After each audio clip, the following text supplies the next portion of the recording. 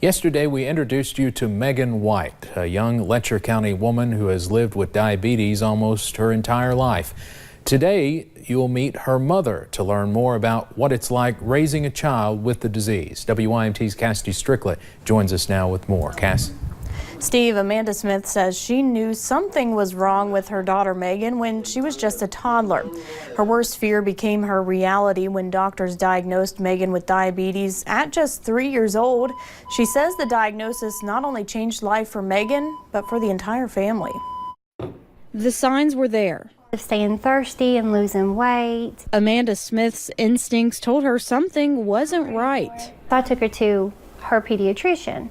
I said, she's showing signs of diabetes. After months of trips to the emergency room and visiting doctors, her daughter Megan was finally diagnosed with type 1 diabetes. I kind of expected it, looking back on the symptoms and, things that had happened. And, I was like, why Megan? Why her? Don't jump, you're going to scare me.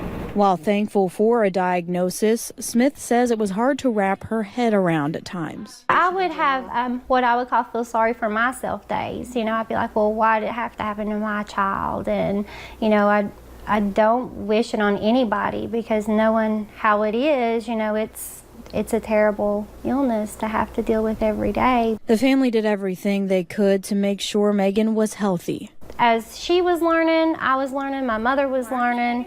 People closest to Megan, had to learn what to watch for in case her blood sugar dropped. They had to know what to give her. I'm still learning. However, there were some scares through the years. One night, Smith and Megan's dad found her on the floor having a seizure. When I checked her blood sugar, it just said low. Smith prepared an emergency shot to give to Megan. When he handed her to me, she had stopped breathing.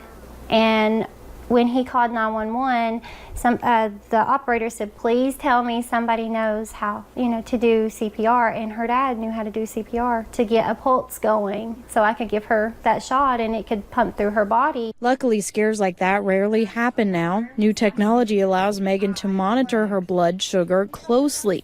And the newest insulin pump, many are calling the artificial pancreas, will help Megan even more.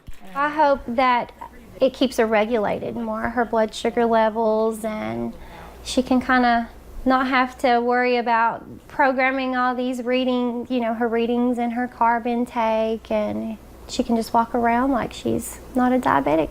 A mother's fear transformed into hope of a normal life.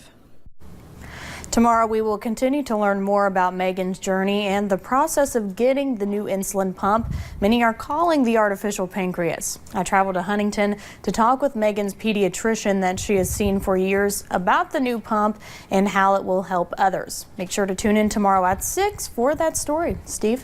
All right, Kassidy, thank you very much. And now we want to hear from you about this. In our latest web poll, we are asking if a member of your family is currently living with diabetes. You can vote right now on WYMT.com. We'll have the final results Friday on First at 4.